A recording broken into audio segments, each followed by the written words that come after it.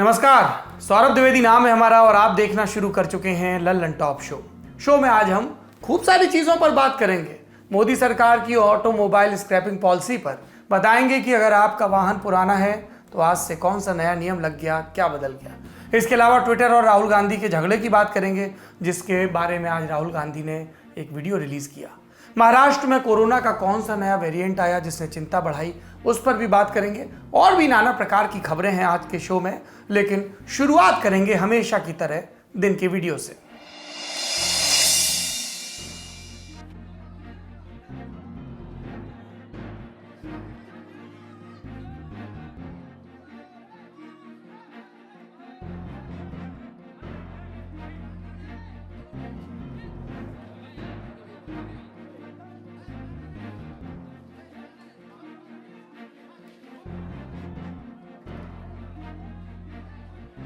Video Kanpur का है। आपने शर्तिया देख लिया होगा अगर आप इंटरनेट पर सक्रिय रहते हैं, पर दोबारा देखिए। कई लोग एक युवक को पीटते हुए ले जा रहे हैं। युवक से लिपटी हुई उसकी बेटी भीड़ से पिता को बख्शने की गुहार लगा रही है। बीच बीच में कुछ लोग जय श्री राम का नारा भी लगा रहे हैं। अब ऐसा लगने लगा है कि ये वीडियो सामान्य हो गए हों। हर हफ्ते 2 हफ्ते में इस तरह का वीडियो आ जाता है जिसमें कुछ लोग धर्म की ठेकेदारी के नाम पर किसी को पीटते दिखते हैं, गाली देते दिखते हैं, बहिष्कार की मांग करते दिखते हैं, गोली मारने या काट देने की बात कहते दिखते हैं। उसी लिस्ट में इस वीडियो को भी जोड़ लीजिए। बवाल हुआ तो कानपुर की पुलिस ने 5 लोगों के खिलाफ नामजद और 10 अज्ञात के खिलाफ FIR लिखी। 12 अगस्त को 3 आरोपियों को पुलिस ने गिरफ्तार भी किया। लेकिन इन गिरफ्तारियों के बाद क्या हुआ? 12-13 अगस्त की रात बजरंग दल के सैकड़ों कार्यकर्ताओं ने DCP रवीना त्यागी के ऑफिस को घेर लिया गिरफ्तारी का विरोध करने के लिए। काफी कोशिशों के बाद धरना खत्म हुआ। बजरंग दल के नेताओं का कहना है कि उन्होंने इस आश्वासन पर धरना खत्म किया कि जल्द ही हमारे कार्यकर्ताओं को छोड़ दिया जाएगा। और आज शाम तक ये खबर भी आ गई कि तीनों आरोपियों को कोर्ट से जमानत पर रिहा कर दिया गया। एक पक्ष की तरफ से इस विवाद की शुरुआत की वजह 2 पड़ोसियों के बीच आपसी मारपीट को बताया जा रहा है, जबकि दूसरे पक्ष की ओर से धर्मांतरण के लिए दबाव बनाने और लालच का आरोप लगाया जा रहा है। कहानी ये भी आ रही है कि आपसी झगड़े के बाद एक पक्ष ने FIR दर्ज करवाई तो दूसरा क्रॉस FIR के लिए पहुंचा, लेकिन क्रॉस FIR दर्ज नहीं हुई। और इसी बीच में मामले में बजरंग दल से जुड़े लोगों की एंट्री हुई और फिर धर्मांतरण का आरोप सामने आ गया और युवक की पिटाई हो गई। पुलिस दोनों मामलों की जांच कर रही है। इस मामले पर और जानकारी के लिए सुनिए कि कानपुर के पुलिस कमिश्नर असीम अरुण ने क्या कहा। कानपुर नगर का एक वीडियो प्रकाश में आया था जिसमें कि एक व्यक्ति के साथ मारपीट की जा रही थी। इस संबंध में अपडेट देना है कि घटना के तुरंत बाद ही पुलिस द्वारा इस व्यक्ति को बचाया गया, थाने लाया गया और जो उन्होंने शिकायत की उसके मुताबिक इसमें एक FIR दर्ज की गई। कल इस FIR के इन्वेस्टिगेशन में 3 मुख्य अभियुक्त जिन्होंने मारपीट की थी उनको अरेस्ट किया गया है। जो घटना जहाँ पे हुई थी, जो क्षेत्र है वहाँ पे पुलिस बल लगा हुआ है, स्थिति सामान्य है और आगे भी इसमें जो शेष अभियुक्त हैं उनकी गिरफ्तारी के लिए प्रयास किए जा रहे हैं। धर्म रक्षा के नाम पर कुछ लोगों का झुंड इकट्ठा हो, किसी को भी पीटने लग जाए, ये खतरनाक ट्रेंड है। तालिबानी ट्रेंड कहते हैं हम इसको। पर इससे भी खतरनाक ये है कि ऐसा करने वालों को किसी भी किस्म का राजनीतिक आश्रय मिले। कभी इनके सम्मान समारोह होते हैं, कभी ये गिरफ्तार होते हैं तो एक दिन बाद छूट जाते हैं। इन्हें कानून का भय नहीं। जब राज्य में ये घटना हुई तब मुख्यमंत्री अपराधियों के साथ कड़ाई से पेश आने का दम्भ भर रहे थे। उम्मीद है इस मामले में कड़ी कार्रवाई होगी ताकि उनके दम्भ को वजन मिले। अब बढ़ते हैं सुर्खियों की तरफ। पहली सुर्खी में आज फिर कोरोना से जुड़े अपडेट्स देते हैं। पिछले 24 घंटे में देश में 40,120 नए मरीज आए। पिछले कई हफ्तों से कोरोना मरीजों का रोजाना वाला आंकड़ा 30 से 40,000 के बीच झूल रहा है। कल पूरे दिन में 585 लोगों की मौत भी हो गई।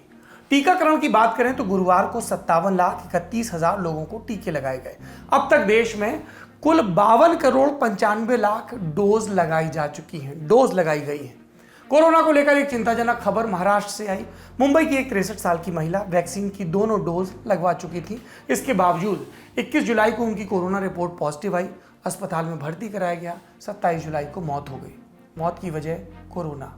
हालांकि महिला को डायबिटीज जैसी और भी बीमारियां थी, तो ये जांच की गई कि उन्हें कोरोना के कौन से वेरिएंट ने संक्रमित किया था। ये रिपोर्ट 11 अगस्त को आई और इससे पता चला कि ये महिला कोरोना के डेल्टा प्लस वेरिएंट से संक्रमित थी।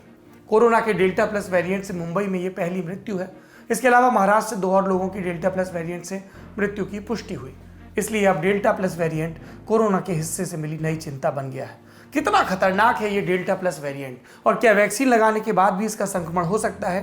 ये बातें हमने समझी वायरोलॉजिस्ट से, institute of liver and biliary sciences में प्रोफेसर डॉक्टर एकता गुप्ता से।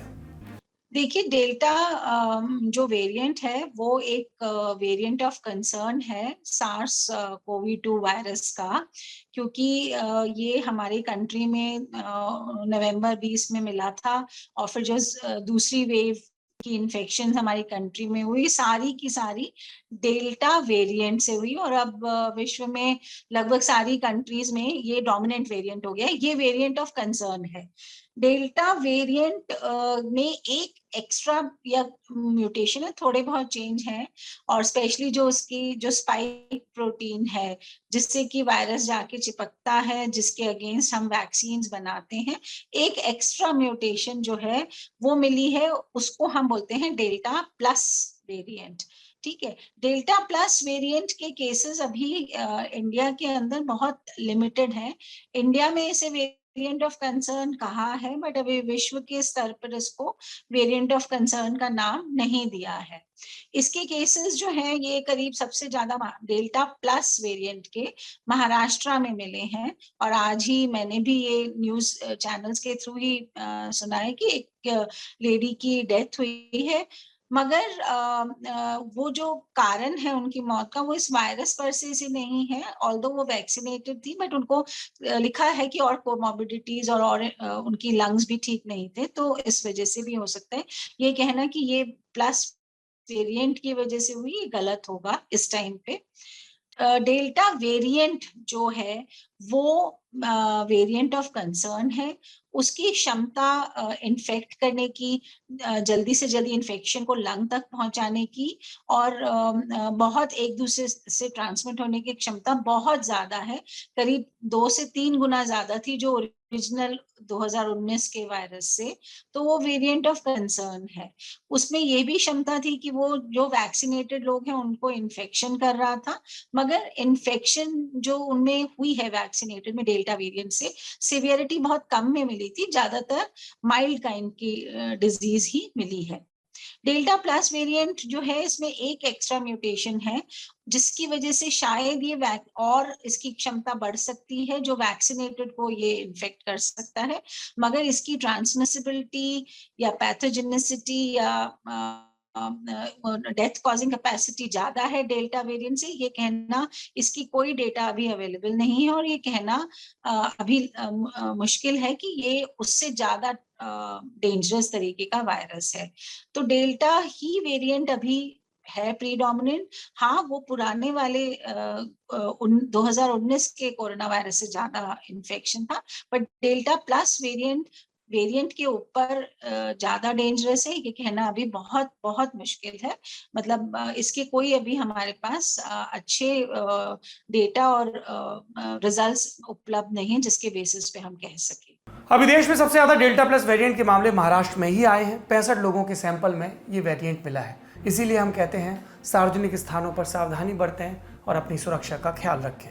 दूसरी सुर्खी, सरकार ने गुरुवार को खुदरा महंगाई दर के आंकड़े जारी किए और आंकड़ों के हिसाब से महंगाई में कमी आई है।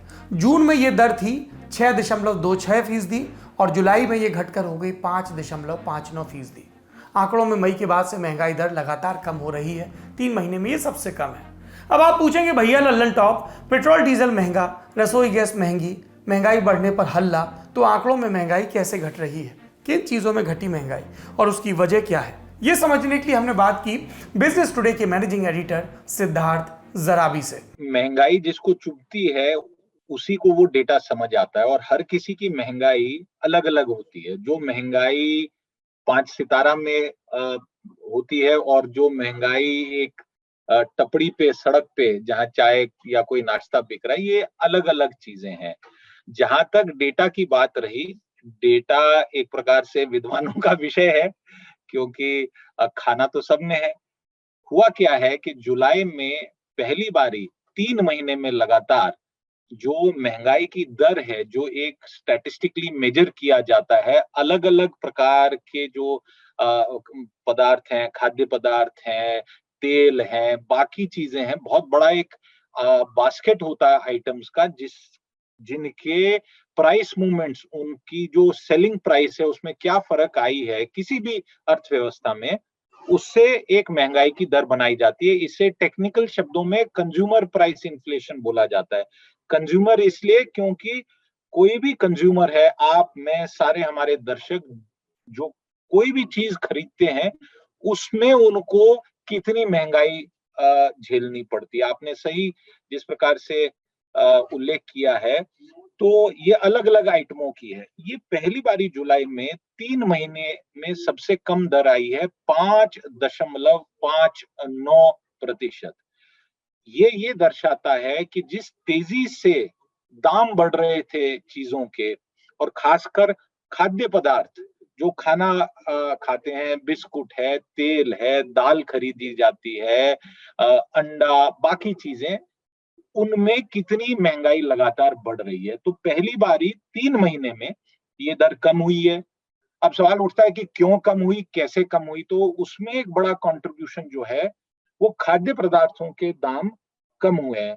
हम जानते हैं कि अपने देश में, भारत में, एक बहुत बड़ी जनसंख्या ऐसी है जो अभी आर्थिक दृष्टि से पिछड़ी है, और जिनके लिए उनकी आमदनी में खाने पे काफी स्पेंडिंग होती है। खाना सबने खाना है, जिसकी बड़ी तनख्वाह है वो भी उतना ही खाना खाएगा जिसकी कम तनख्वाह है।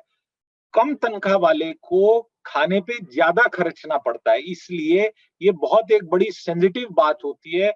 हालांकि आम आदमी शायद इस डेटा को बहुत ज्यादा बारीकी से, नजदीकी से नहीं देखता है, फिल्मी दुनिया की खबर के बराबर इस खबर को ध्यान नहीं देता है, पर ये है बहुत इंपॉर्टेंट बात, क्योंकि सीधा पेट पे लगने वाली बात है।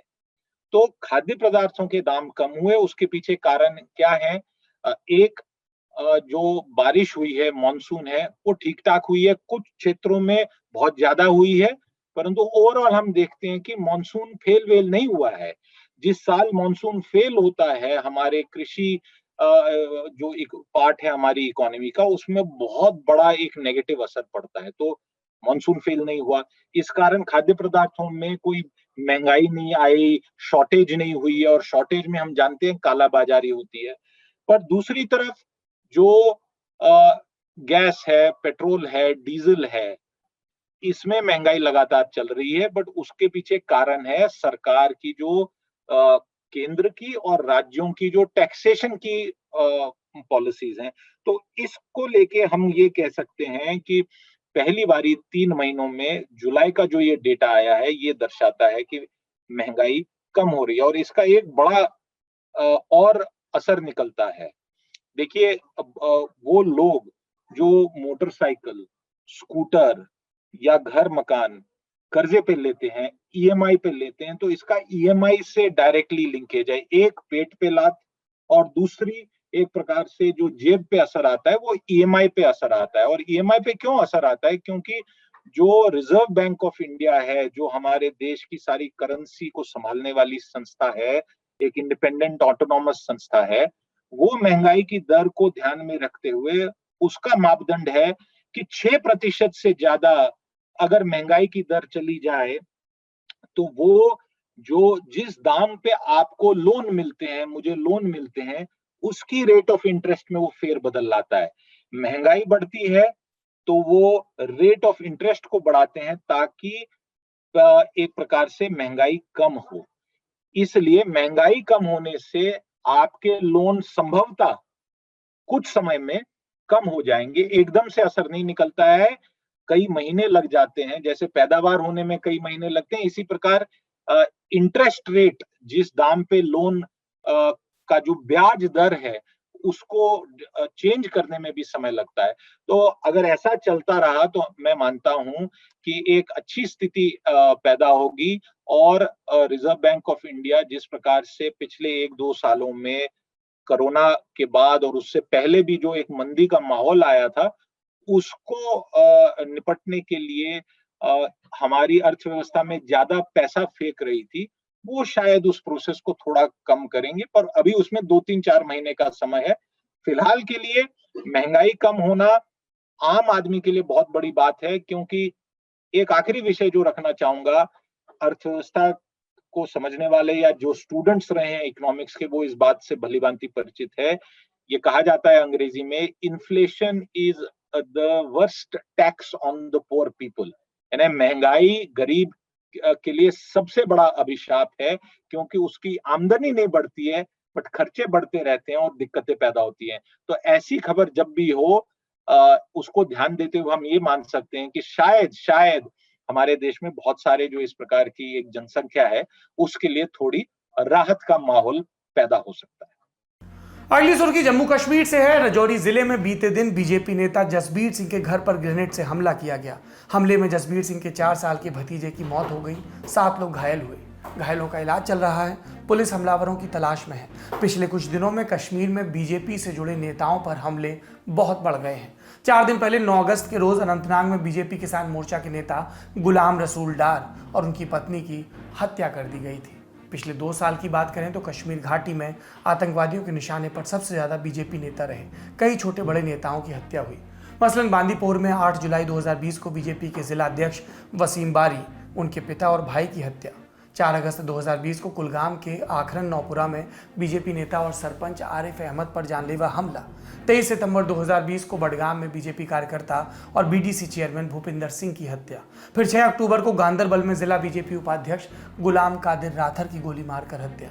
फिर 29 अक्टूबर 2020 को कुलगाम में ही जम्मू कश्मीर बीजेपी युवा मोर्चा के महासचिव फिदा हुसैन और 2 कार्यकर्ताओं उमर रशीद बेग और अब्दुल रशीद बेग की गोली मारकर हत्या। इस साल की बात करें तो 1 अप्रैल 2021 को श्रीनगर में बीजेपी नेता अनवर खान को गोली मारी गई।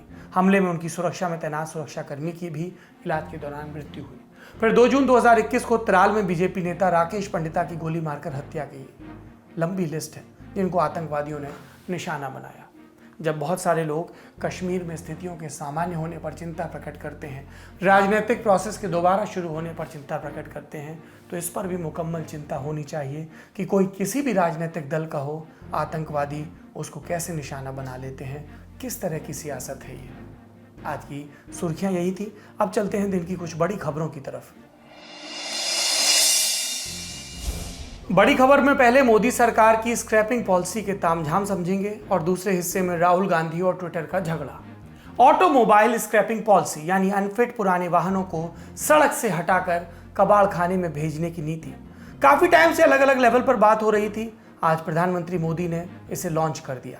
गुजरात में इन्वेस्टर्स समिट थी जिसमें वीडियो कॉन्फ्रेंसिंग के जरिए हिस्सा लेते हुए पीएम स्क्रैपिंग वाली पॉलिसी लॉन्च की गई। इस समिट में प्रधानमंत्री के अलावा केंद्रीय सड़क परिवहन मंत्री नितिन गडकरी और गुजरात के मुख्यमंत्री विजय रूपानी भी शामिल थे। ये पॉलिसी लॉन्च करते हुए प्रधानमंत्री ने कहा, अनफिट वाहनों को वैज्ञानिक तरीके से हटाने में नीति बड़ी भूमिका निभाएगी। आज का ये कार्यक्रम आत्मनिर्भर भारत के बड़े लक्ष्यों को सिद्ध करने की दिशा में एक और अहम कदम है। ये पॉलिसी नए भारत की मोबिलिटी को, ऑटो सेक्टर को नई पहचान देने वाली है। ये पॉलिसी देश में 10,000 करोड़ रुपए से अधिक का नया निवेश लाएगी और हजारों रोजगार का निर्माण करेगी। कचरे में से कंचन बनाने के इस अभियान में हर कोई शरीक होगा और हम भी और नई नई चीजें आविष्कार करने की दिशा में सफल होंगे। मंत्री जी नितिन गडकरी क्या बोले कि स्क्रैपिंग पॉलिसी से नए वाहन 40% तक सस्ते हो जाएंगे, क्योंकि पुरानी गाड़ियों से निकलने वाले कबाड़ से 99% मेटल को रिकवर किया जा सकता है। स्क्रैप मटेरियल से जो ऑटोमोबाइल इंडस्ट्री में सस्ते दाम में रॉ मटेरियल प्राप्त होगा, इसके कारण स्वाभाविक रूप से आप सबको पता है कि हम एल्यूमिनियम, कॉपर इंपोर्ट करते हैं और इसलिए जब हमारे देश में ये वेस्ट हमको मेटल वेस्ट मिलेगी तो इसके कारण निश्चित रूप से हमारा इंपोर्ट कम होगा। Copper, aluminium, steel, rubber and plastic निश्चित रूप से ये हमारे लिए उपलब्ध होगा। अगर नियमित रूप से स्क्रैपिंग की जाए तो करीब 99% तक इसकी रिकवरी हो सकती है और जिससे रॉ मटेरियल के कारण कॉस्ट में, रॉ मटेरियल की कॉस्ट में 40% तक कमी आएगी, ऐसा अनुमान है। मुझे विश्वास है कि इससे कंपोनेंट सस्ते बनेंगे और जिसके वजह से इंटरनेशनल मार्केट में कॉम्पिटिटिवनेस हमारा बढ़ेगा और क्वालिटी में भी वृद्धि होगी। इस पॉलिसी के तहत कमर्शियल गाड़ियों को 15 साल और प्राइवेट वाहनों को 20 साल बाद फिटनेस का सर्टिफिकेट लेना पड़ेगा। अनफिट वाहनों को स्क्रैप किया जाएगा, यानी कबाड़ खाने में भेज दिया जाएगा। इस पॉलिसी के तहत डीजल और पेट्रोल के निजी वाहनों को 20 साल तक चलने की इजाजत है। जो निजी वाहन 20 साल से ज्यादा पुराने हैं उनके लिए फिटनेस टेस्ट, अगर यहाँ फेल हो गए तो रजिस्ट्रेशन रद्द। अब आप पूछेंगे वाहन का फिटनेस टेस्ट कराए ही ना तो क्या होगा, तब भी रजिस्ट्रेशन रद्द हो जाएगा। आप ज्यादा सियाने नहीं है सरकार से। वाहन 20 साल पुराना हो गया है, फिटनेस सर्टिफिकेट नहीं लिया तो 1 जून 2024 के बाद रजिस्ट्रेशन लैप्स हो जाएगा। 15 साल से पुराने कमर्शियल वाहनों के लिए ये डेडलाइन 1 अप्रैल 2023 की है। इस पॉलिसी के दायरे में 20 साल से ज्यादा पुराने 51 लाख प्राइवेट व्हीकल आएंगे। गाड़ी स्क्रैप कराने पर मालिक को सर्टिफिकेट मिलेगा। वो सर्टिफिकेट नई गाड़ी खरीदते समय शोरूम में दिखाएंगे तो कीमत में 5% की छूट और रजिस्ट्रेशन फीस माफ। नई गाड़ी लेने पर रोड टैक्स में 3 साल तक के लिए 25% छूट का भी प्रावधान है।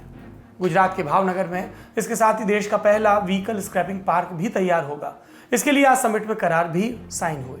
स्क्रैपिंग के लिए कुल 7 कंपनियों ने सरकार के साथ MOU साइन किया है, जिसमें गुजरात की 6 और असम की 1 कंपनी है। इस पॉलिसी से पुरानी गाड़ियां सड़कों से हटेंगी, नई आएंगी, प्रदूषण में कमी आएगी, ऑटोमोबाइल सेक्टर को बूम मिलेगा, सरकार की कमाई भी बढ़ेगी। GST की कमाई भी करीब 40,000 करोड़ बढ़ने का अनुमान है। पेट्रोल डीजल की खपत में कमी होगी तो उस हिसाब से भी बढ़िया है। अब बात करते हैं दूसरी खबर की, ट्विटर और कांग्रेस के झगड़े की।